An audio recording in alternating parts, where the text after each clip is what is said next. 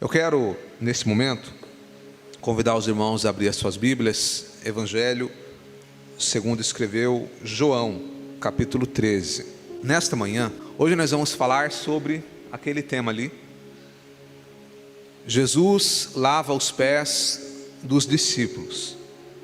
Na semana passada, nós falamos sobre a ressurreição de Lázaro, que foi um milagre que marcou o ministério do Senhor Jesus e de maneira tão forte que causou um impacto tamanho que a partir dali a popularidade de Jesus alcançou o nível mais alto.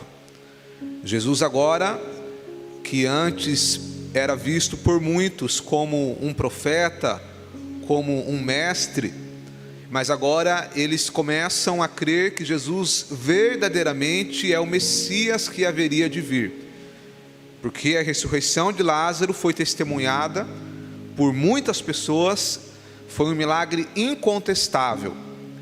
E agora, diante dessa popularidade, Jesus então, ele chega em Jerusalém e é recebido como Messias. Eles gritam, Hosana, bendito o que vem em nome do Senhor. Ou seja, Jesus estava no auge da sua popularidade. E dentro desse quadro, os discípulos agora então começam a discutir sobre quem seria o substituto de Jesus. Porque Jesus já estava falando para eles que ele haveria de voltar para o Pai, que ele haveria de morrer.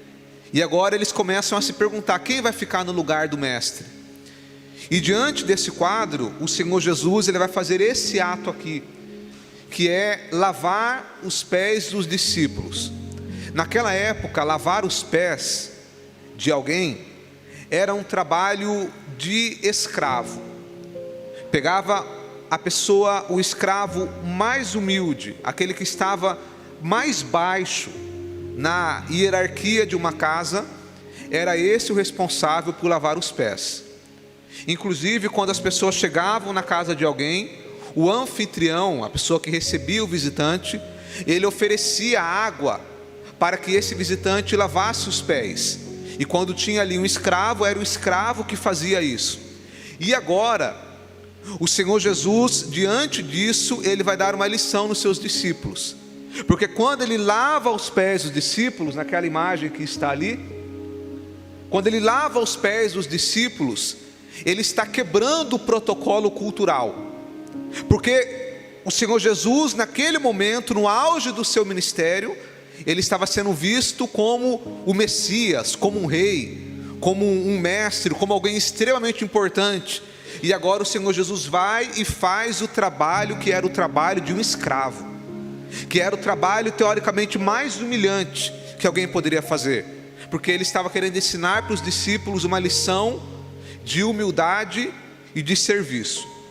E é isso que nós vamos falar nesta manhã. João 13, Evangelho segundo escreveu João, capítulo 13, versículo 13. Vós me chamais Mestre e Senhor, e dizeis bem, porque eu o sou. João 13, agora o versículo 14. Ora, se eu, Senhor e Mestre, vos lavei os pés, vós deveis também lavar os pés uns aos outros. Porque eu vos dei o exemplo, para que como eu vos fiz, façais vós também. Na verdade vos digo, que não é o servo maior do que o seu senhor, nem o enviado maior do que aquele que o enviou. Somente até aí, amados. Nós falamos que Jesus ressuscitou a Lázaro. Logo em seguida nós vamos ver no capítulo de número 12, que Maria, a irmã de Lázaro, estava tendo um jantar em sua casa, e ela vem e lava os pés de Jesus com um perfume caríssimo. O interessante é que quando Maria vai fazer esse ato de lavar os pés, e perceba que uma coisa está ligada na outra, porque no capítulo 12 Maria lava os pés de Jesus, E no capítulo 13, Jesus lava os pés dos discípulos. Então aqui tem algo interessante para nós aprendermos. Quando Maria, ela vai lavar os pés de Jesus, ao que tudo indica, Maria, Marta e Lázaro eram pessoas de boas condições financeiras. E nós percebemos isso diante de várias evidências, como por exemplo, o túmulo de Lázaro, que foi usado para sepultar Lázaro, era um túmulo usado por pessoas de boa condição financeira. Em segundo lugar, sempre quando Jesus ia naquela região, ele ficava hospedado na casa de Marta e Maria. Vemos ali então que era uma casa espaçosa. E várias outras evidências, dentre elas, o perfume que Maria usou para derramar sobre os pés de Jesus, que a Bíblia diz que era cerca de 500 ml, meio litro de perfume. Aquele perfume custava cerca de 300 denários, ou seja, um trabalhador, ele tinha que trabalhar um dia de trabalho para que ele ganhasse um denário. Portanto, para que uma pessoa comum conseguisse comprar aquele perfume, ele teria que trabalhar um ano, guardando dinheiro e não gastando nenhum real, que é impossível, porque se a pessoa já ganha o mínimo, ele vai gastar aquele dinheiro. Nós vamos trazer para os dias de hoje, salário mínimo é quanto? 1.400? 1.500? Quanto, amados? 1.500. Então, um ano de salário mínimo dá quanto, Moisés? Você que é bom de matemática. Um ano de salário mínimo, 12 meses de trabalho, 16.944. Aí eu te pergunto, um perfume de 16 mil é um perfume bom ou ruim, amados? É um perfume bom, irmão. Então agora Marta pega esse perfume que custava uma fortuna naquela época. Ter um perfume daquele não era algo de uma pessoa pobre, era uma pessoa que tinha boas condições financeiras. E ainda que ela fosse rica, ela teve que guardar dinheiro para comprar aquele perfume, porque era algo muito valioso.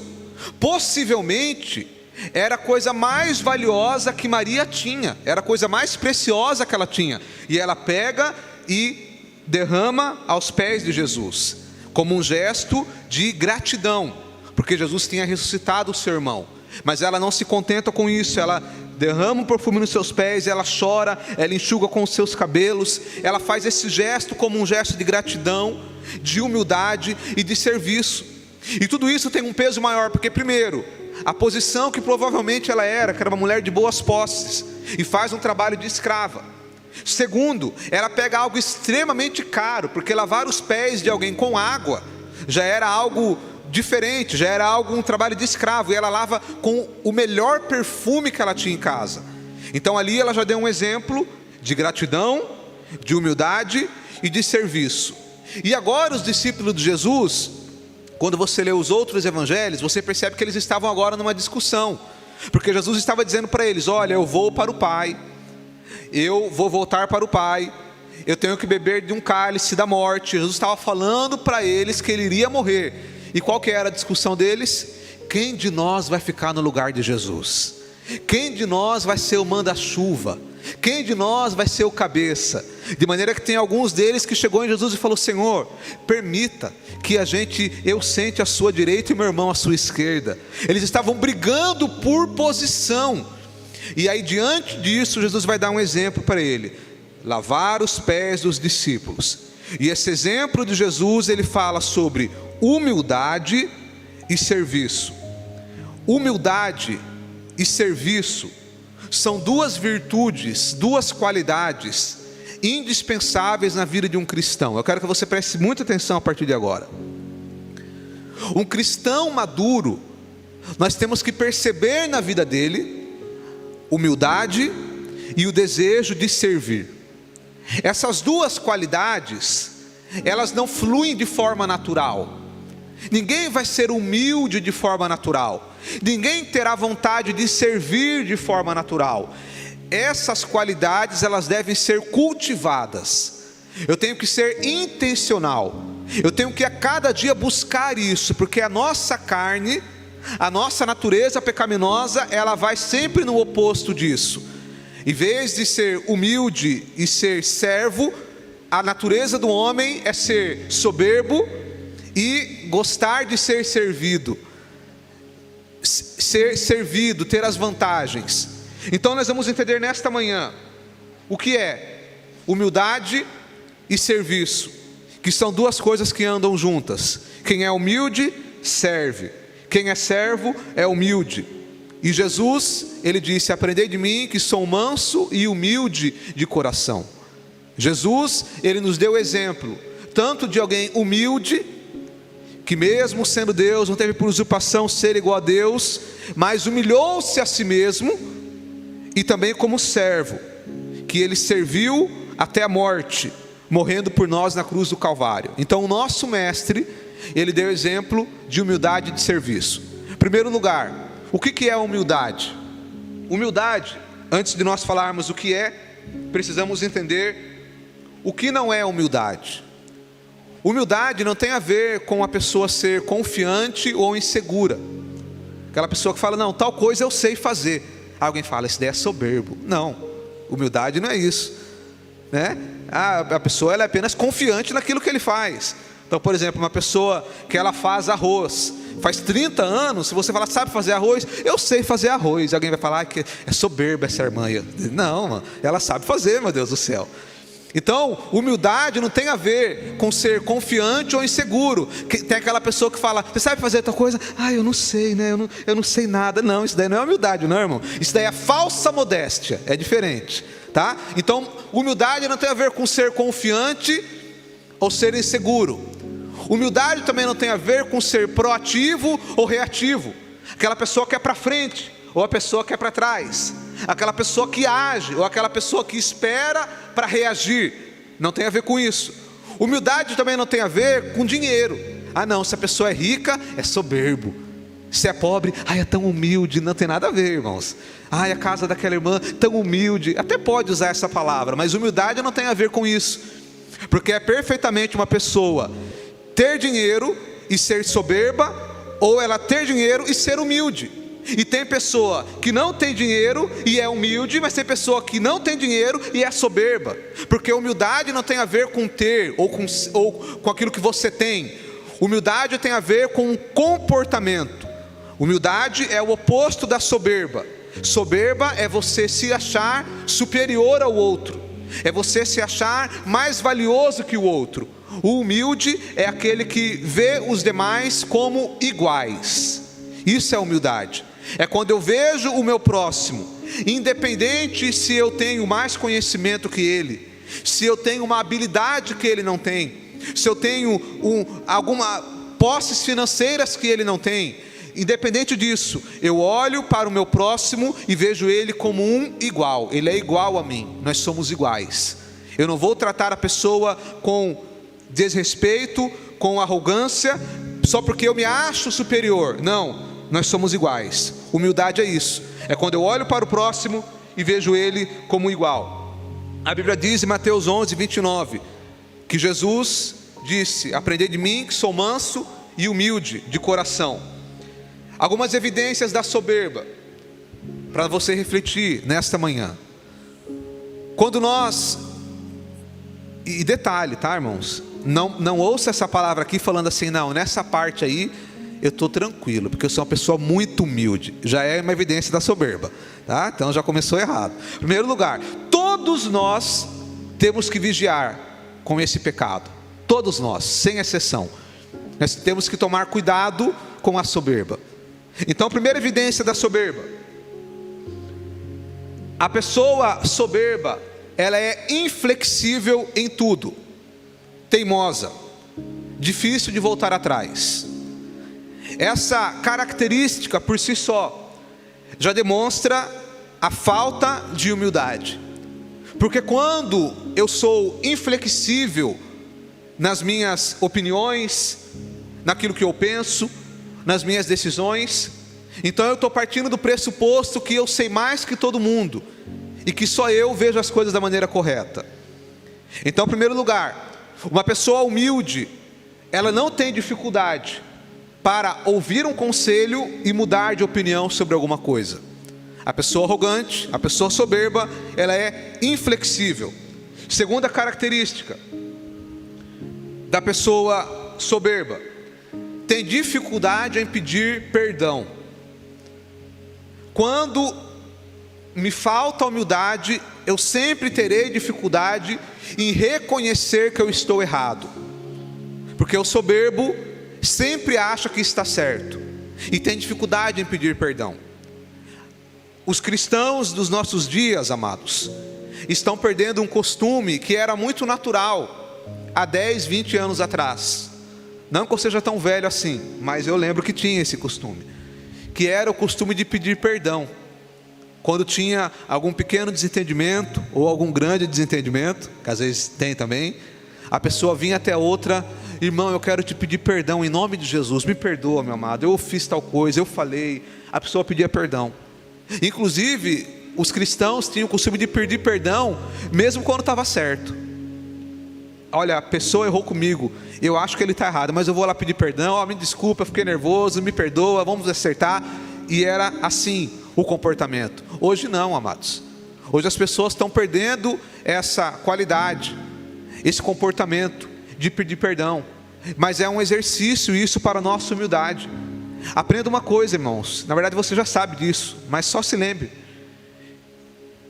tenha o hábito de reconhecer os seus erros. Quando tiver uma discussão, quando tiver uma atitude, depois que esfriar a cabeça, pense naquilo que você errou, ainda que a outra pessoa também tenha errado com você, mas reconheça também os seus erros. Olha, eu errei nisso, eu fiquei chateado, me perdoa, porque isso é um fruto de quem é humilde. Porque a pessoa que ela é soberba, ela fala assim: se eu pedir perdão, eu vou estar me rebaixando para outra pessoa. Ótimo, não tem nenhum problema em se humilhar, porque a Bíblia diz que os humilhados serão exaltados. Terceira característica do soberbo é a supervalorização do eu. Quando nos falta humildade, nós supervalorizamos o nosso eu, ou seja, tudo aquilo que eu faço é melhor que o dos outros, as minhas qualidades são sempre melhores que as dos outros, aquilo que eu tenho é sempre melhor do que o outro, e aquilo que o outro tem é sempre pior do que eu. A outra pessoa sempre tem mais defeitos do que eu, aquela pessoa sempre sabe menos do que eu. É a supervalorização do eu. Por exemplo, essa semana, estava vendo semana passada o vídeo de um pianista que ele é soberbo, e ele mesmo fala isso. Ele fala: eu sou arrogante. Ele fala, ele não é cristão. E aí ele pegou um vídeo de um outro pianista que eles não se dão bem, e eles são publicamente, teoricamente, inimigos. E ele falou: eu vou avaliar um vídeo dele com imparcialidade. Só que é difícil, porque ele é soberbo. E aí ele falou, ele pegou uma música que ele estava tocando, colocou o vídeo, e pegou a música do outro pianista tocando. Aí você imagina como foi a avaliação dele. Ele que é soberbo, arrogante. Resumindo da ópera, o resumo da ópera é que ele achou todos os defeitos do vídeo do outro. Aqui ele errou, aqui ele fez isso, aqui ele fez aquilo. Ela achou todos os defeitos, e o vídeo dele ele não achou nenhum defeito. O vídeo dele tocando foi perfeito, mas tinha defeito também. Eu sei que tinha, ele também sabe que tinha. Mas a soberba fez com que ele só visse os defeitos do vídeo do outro e só visse as qualidades do vídeo dele. A soberba faz isso. Ela faz com que nós supervalorizamos o nosso eu.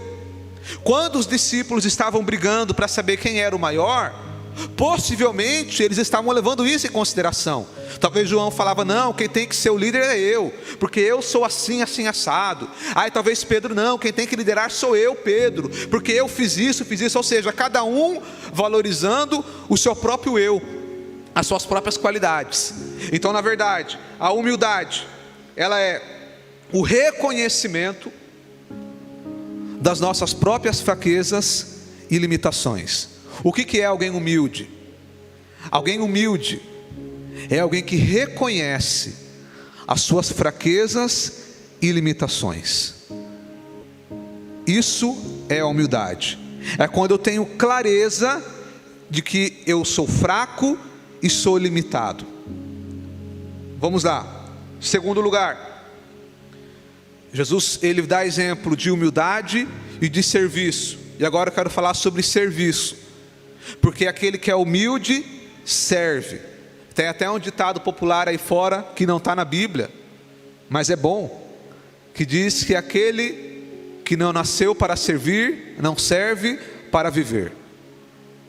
Eu poderia pegar esse mesmo texto aqui, amados, e falar sobre a perspectiva de liderança, que todo líder, independente do que seja, porque todos nós aqui somos líderes, de alguma forma ou de outra.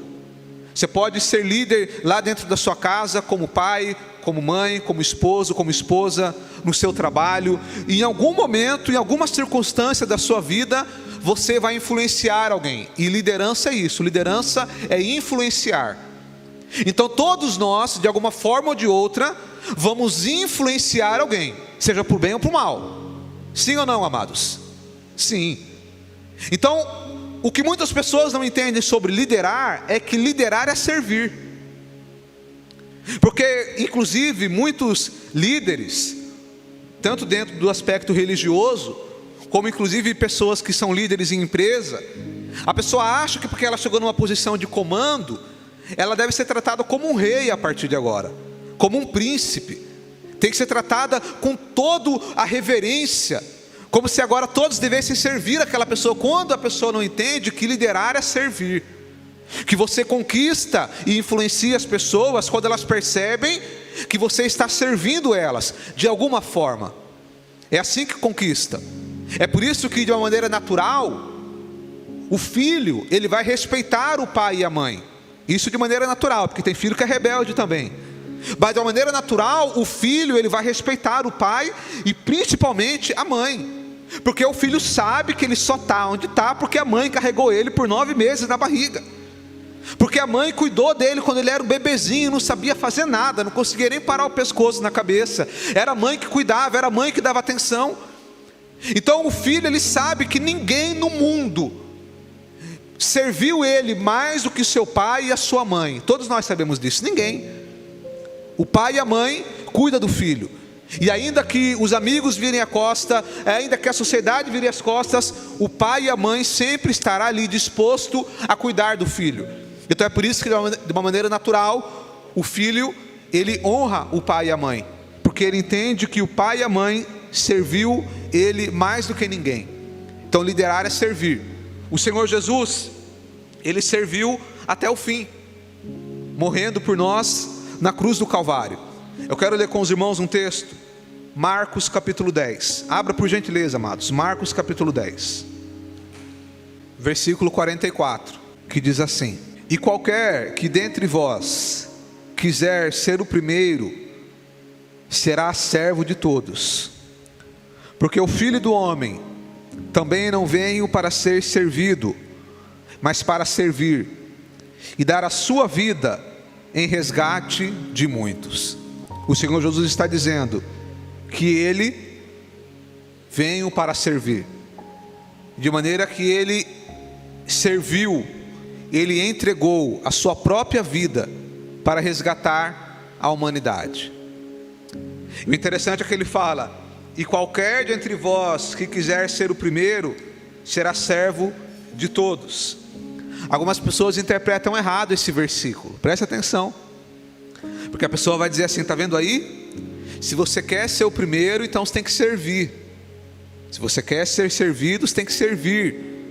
Se você quer crescer, alcançar uma posição, você tem que servir. E aí muitas pessoas pegam esse versículo e interpretam assim. Vamos falar dentro do aspecto da igreja.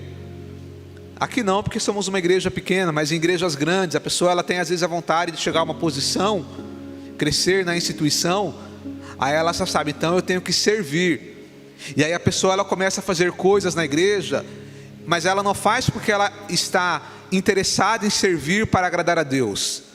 Muitas vezes a pessoa faz como um interesse secundário de servir para ser visto, e aí ela crescer em alguma posição.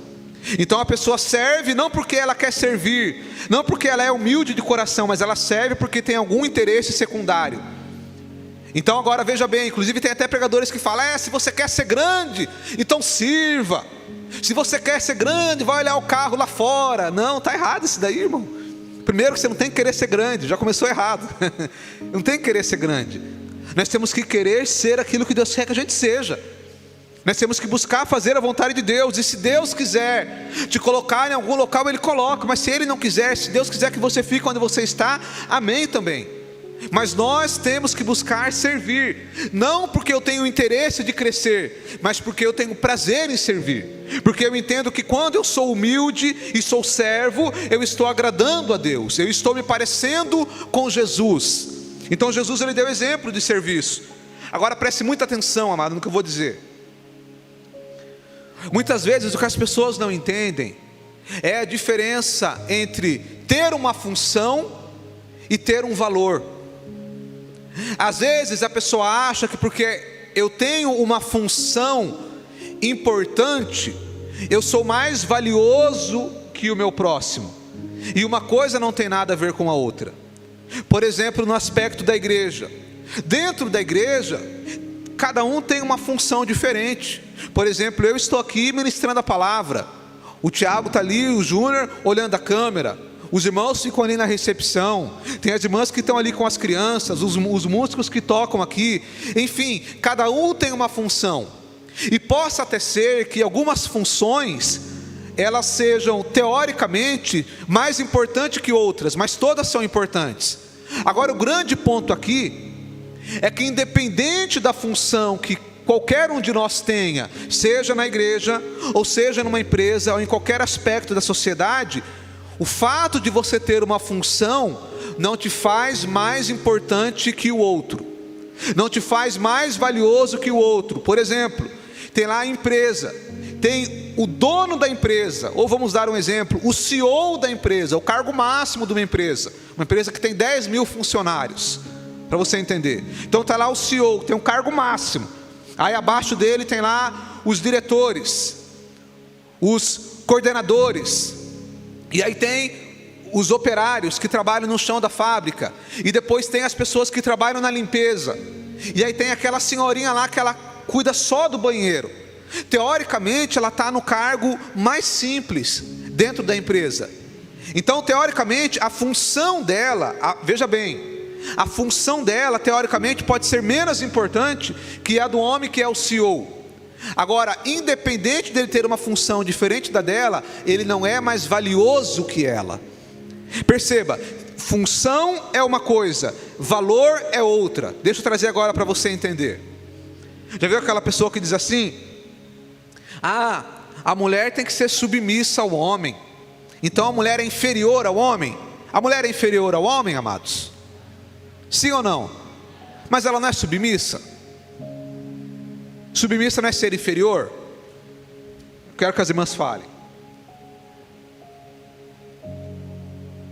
Ser submissa não é ser inferior, irmãs? Porque aí fora falam isso, não, porque a mulher é submissa, está abaixo do homem. É isso que significa? Não. A mulher, ela é tão valiosa quanto o homem, tão valiosa. Jesus morreu por todos nós. A diferença é que a função da mulher é diferente do homem, mas isso não faz dela menos importante que o homem. Eles apenas têm função diferente. Entenda, função não é a mesma coisa que valor, é apenas uma função diferente. Da mesma forma, aqui na igreja, eu sou o pastor, eu exerço uma função diferente de algum dos irmãos, mas eu não sou mais importante que vocês. O mesmo Jesus que morreu por você, morreu por mim. Assim como você tem fraquezas e limitações, eu também tenho. Então o fato de ter funções diferentes não faz de alguém mais valioso que o outro. Já percebeu?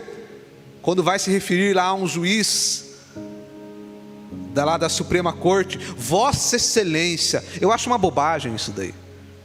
Por quê? Só porque ele está numa função importante, ele tem que ser tratado como se fosse um rei. Mas e a senhorinha lá? E o senhor? Ele não vai ser chamado também de Vossa Excelência? Mas é porque a função dele é mais importante. Tudo bem, dentro lá do aspecto, na liturgia do cargo, naquele momento, tudo bem. A formalidade, ela até é útil. Agora, fora dali, a pessoa querer ser tratada como alguém superior, é vaidade, é orgulho.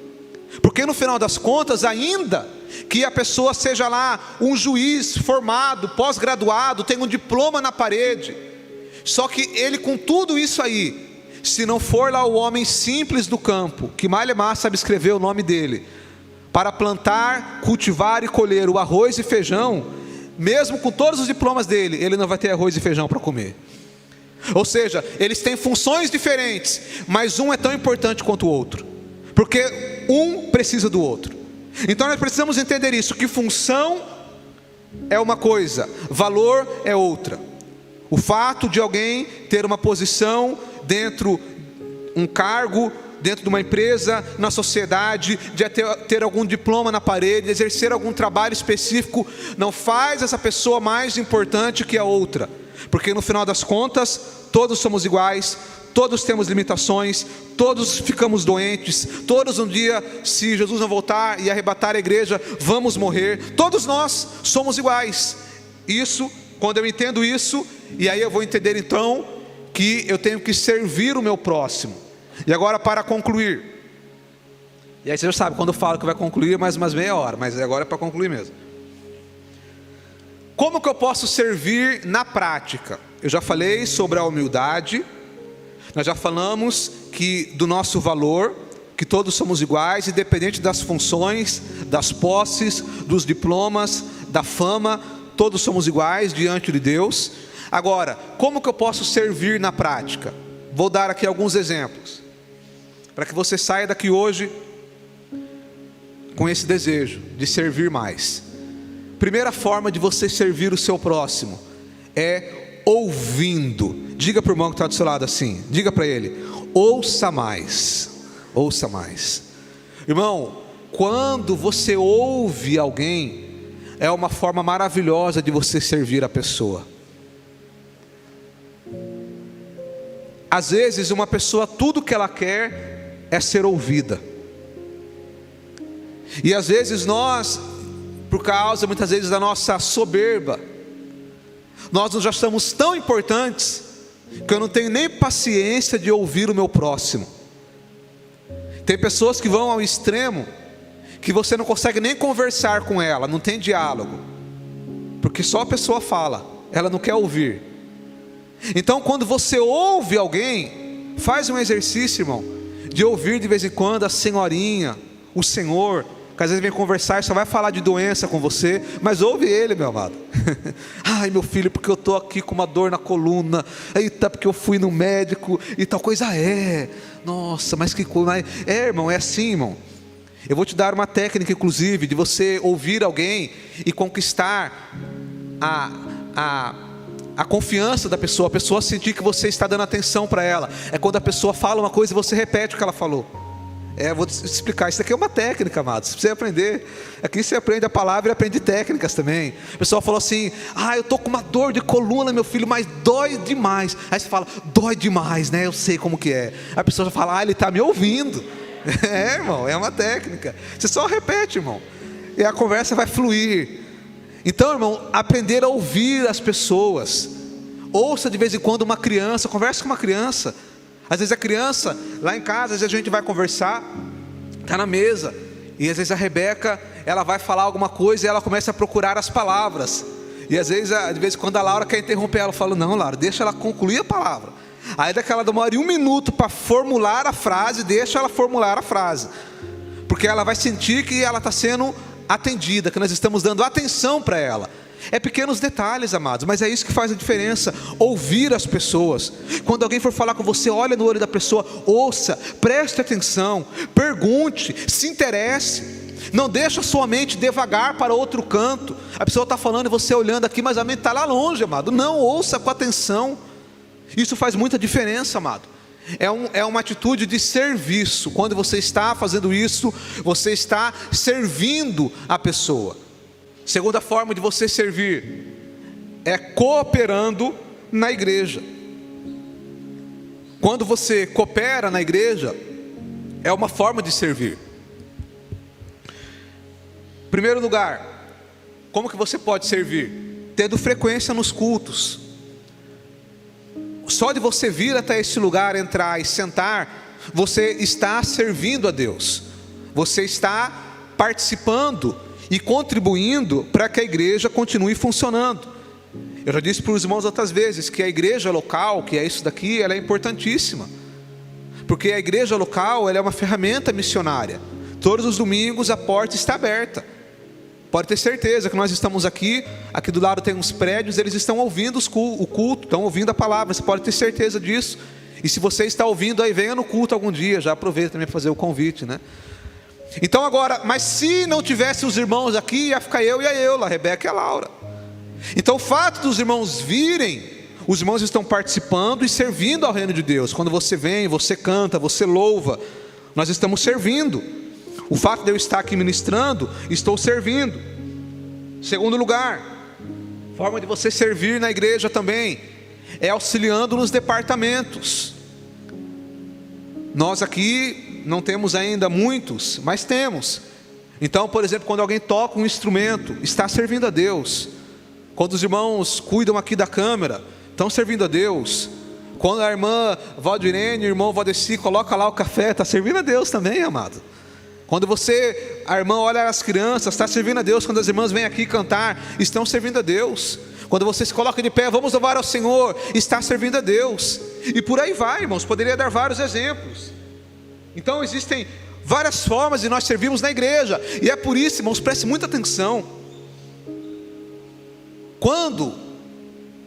Se algum dia eu chegar até você e falar: irmão Moisés, nós estamos precisando ali na igreja de alguém para mudar a caixa de som de lugar. Quando tem alguma oportunidade assim, irmão, abrace. Porque você não está fazendo para o homem, é para Deus. Tudo que nós fazemos na obra do Senhor, para contribuir na igreja, nós estamos fazendo para agradar a Deus. E é dele que vem o nosso galardão. Então é por isso que nós temos que ter o interesse. Inclusive na igreja, muitas vezes tem, por exemplo, ano que vem a gente vai precisar, eu e o Thiago já estamos vendo isso, nós vamos colocar um computador, e alguém vai ficar responsável por trocar ali as projeções, que eu vou começar a colocar ali algumas coisas. Aí eu vou abrir oportunidade para quem quiser ajudar. Então, por exemplo, se você sabe fazer isso, apertar um botão, todo mundo consegue fazer, e você pode nos ajudar, ajude. Eu estou dando apenas um exemplo. Você vai ter uma oportunidade para vir aqui ler uma palavra, vem e leia, amado. Não rejeita, porque você está servindo ao reino de Deus. Eu falo para o irmão Valdeci, para cada domingo a gente ir escalando uma pessoa para vir aqui fazer a leitura. Por que a gente faz isso? Hoje foi o Moisés. Porque é incentivando os irmãos a ter o interesse de ter esse contato com a palavra, e de aos poucos ir pegando a confiança para ministrar a palavra, para que daqui a algum tempo nós tenhamos aqui vários pregadores. Esse é o objetivo. Então tudo que nós fazemos é para servir a Deus. Outra forma de você contribuir com a igreja, de você servir a igreja, é contribuindo financeiramente. Quando você vem e contribui, você está servindo ao reino de Deus. Porque sem a sua contribuição, a igreja não consegue ficar com as portas abertas. Então quando nós contribuímos, também é um ato de serviço. E digo mais, a contribuição financeira na igreja é uma das evidências mais profundas que alguém está comprometido com o reino de Deus. Porque quando mexe no nosso bolso, amados, é aí que o negócio pega. Porque eu vim aqui, eu cantar, eu adorar, é muito bom. Mas quando você fala, eu vou contribuir, você está demonstrando um ato de serviço, de fé, de gratidão em prol da obra do Senhor. Então contribuir financeiramente também é um ato de serviço. Eu estou servindo ao reino de Deus. E em último lugar, nós falamos aqui que você pode servir ouvindo, você pode servir cooperando. Mais uma coisa, uma forma de servir ao teu próximo é ensinando. O ato de ensinar é um dos atos mais lindos que tem de serviço. Quando você ensina alguma coisa para alguém, seja o que for.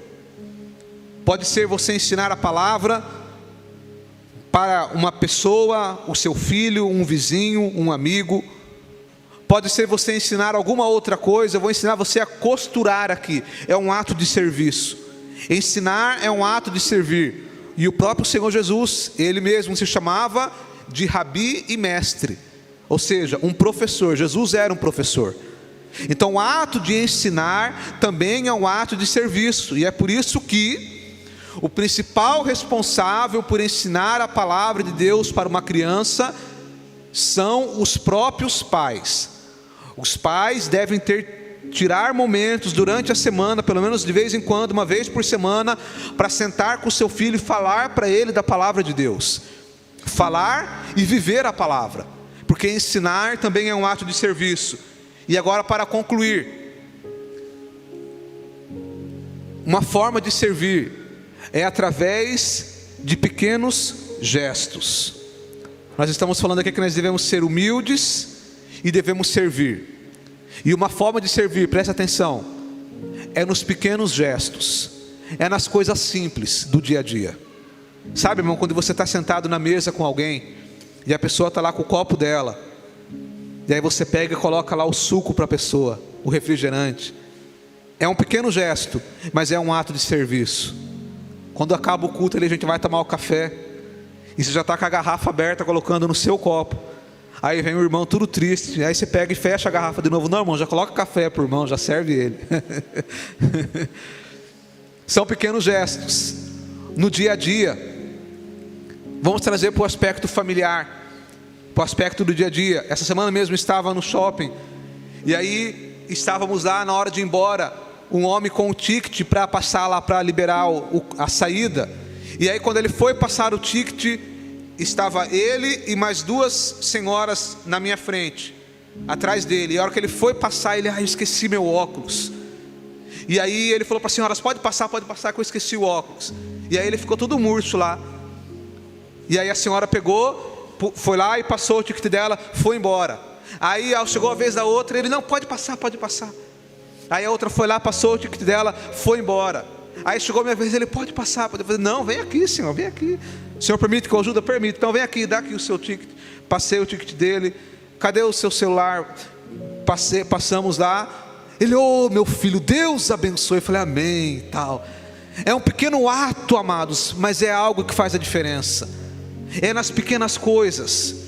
Vamos trazer para o aspecto familiar. As irmãs, irmã, sirva teu esposo, irmã. Sirva ele, irmã. De vez em quando, faz o prato de comida para ele, irmã. Sabe, aquele prato de pedreiro. Vai lá, está aqui, meu amor. Eita glória, Moisés. Faz aquele prato, está aqui, eu trouxe para você. Sirva ele, irmã. Oh, coisa maravilhosa. Irmão, sirva a sua esposa também, amado. As irmãs perderam a oportunidade de dar um glória agora, irmãos. Sirva a sua esposa, meu irmão. De vez em quando, tira ela do fogão, amado. De vez em quando, cozinha, irmão. Meu amor, hoje eu vou cozinhar. Mas eu não sou. Chega para ele, mas só que você tem que falar, irmão. A técnica é essa, vai nesse caminho que você vai ser abençoado. Não pode só fazer, você tem que falar, porque ela tem que ver o ato e ouvir a palavra. Meu amor, hoje você não vai cozinhar. Nós vamos jantar fora. Glória. Aí você vai lá, irmão, compra 4 filão, mortadela e come no quintal. Já jantou fora, irmão. Irmão, é isso, amado. Se você quer algo mais gourmet, meu amor, hoje nós vamos comer hambúrguer gourmet. Você compra 4 filão, meio quilo de carne moída, irmão. Amassa a carne moída, coloca sal em cima, irmão. Faz na churrasqueira, vai ser hambúrguer gourmet, meu amado. Porque na verdade não é as coisas caras, é a intenção. É você servir de vez em quando fazer alguma coisa. Ato de serviço, amados. Nós temos que servir começando em casa. Vamos falar para os filhos. Sirva aos teus pais, filhos. Sirva os teus pais. Quantas vezes o pai vai pedir uma coisa simples para você. Meu filho, me ajuda aqui no celular aqui a fazer esse negócio. Mãe, não, meu irmão. Sirva o teu pai, a tua mãe. Sirva, ajude em alguma coisa. Deus se agrada. Porque às vezes quando ela é fora de casa, para os outros faz tudo, para os amigos, mas para o pai ou para a mãe não faz nada. Sirva o teu pai, ajude a tua mãe em alguma coisa lá em casa, faz alguma coisa, sirva. Isso é bonito. Lá no seu trabalho, sirva. As pessoas que trabalham com você, independente se você está num cargo mais elevado ou inferior, você como cristão, se comporte como um servo. Sirva. Se você vai atender os clientes, sirva aos teus clientes. Faça algo a mais. Mas a pessoa não merece. Mas você tem que entender que você está fazendo para agradar a Deus. É de Deus que vem a recompensa. Se você é sujeito a alguém no seu trabalho, sirva essa pessoa, trate com honra. Você está dizendo para mim ser bobo? Não, não é isso que eu estou dizendo. Mas eu estou dizendo que nós, como cristãos, temos que servir o nosso próximo no dia a dia, seja na nossa casa, seja na rua, seja no nosso trabalho, seja com os nossos amigos, aonde for. Se você é uma criança, se você é um adolescente, se comporte diferente, sirva ao teu próximo. Esse tipo de qualidade são virtudes que devem existir na vida de um cristão. Servir. E agora sim eu vou concluir. Agora é para concluir mesmo, amado. Em nome de Jesus. Eu quero concluir dizendo o seguinte: quando Jesus lava os pés dos discípulos, Ele não estava querendo ensinar que o maior tem que servir ao menor. Na verdade, Ele estava querendo ensinar que não existe maior. Jesus não estava querendo dizer que o grande tem que lavar os pés do pequeno, tem que servir ao pequeno. Ele estava dizendo que na verdade não existe grande, só Deus é grande. Jesus não estava dizendo que o Senhor tem que lavar os pés do servo. Ele estava nos ensinando que na verdade não existe Senhor. Todos nós somos servos. Apenas Deus é o Senhor. Então não existe grande, não existe maior, não existe Senhor. No reino de Deus, todos nós somos servos. E quanto maior é a sua função, mais importante ela é. Quanto maior a sua responsabilidade, maior também é a cobrança. E maior também deve ser o seu compromisso em servir. Então que nesta manhã nós saiamos daqui com essa mentalidade. E eu quero que você pense nesse momento e aplique isso na sua vida. De que maneira que eu posso servir melhor no meu dia a dia? Como que eu posso servir melhor na minha casa? O meu esposo, a minha esposa, os meus filhos, os meus pais. Como que eu posso servir mais na minha igreja local? Como que eu posso servir mais no meu trabalho, aos meus clientes, aos meus superiores? Como que eu posso servir mais os meus amigos, a minha vizinhança? Ou seja, que tudo o que nós formos fazer, nós possamos entender e ter esse senso em nosso coração de humildade e de serviço. Amém, amados? Vamos orar. Pai querido, no nome do Senhor Jesus, te damos graças, Senhor, por essa palavra. Te damos graças porque o Senhor Jesus nos ensina a sermos humildes e sermos servos. Pai querido, no nome de Jesus, que a partir de hoje o Senhor possa produzir em nossos corações esse fruto da humildade e do serviço. Ó Deus querido, que no nosso dia a dia, em tudo que nós formos fazer, nós possamos refletir a luz de Cristo, fazermos a diferença e servirmos de uma maneira que agrade ao Senhor, para que possamos fazer a diferença nesse tempo e nessa sociedade. Abra o nosso entendimento, que essa palavra seja aplicada na nossa vida, que o Teu Espírito Santo guarde ela em nossos corações e que possamos agir diferente para a glória do Teu nome, em nome de Jesus, amém.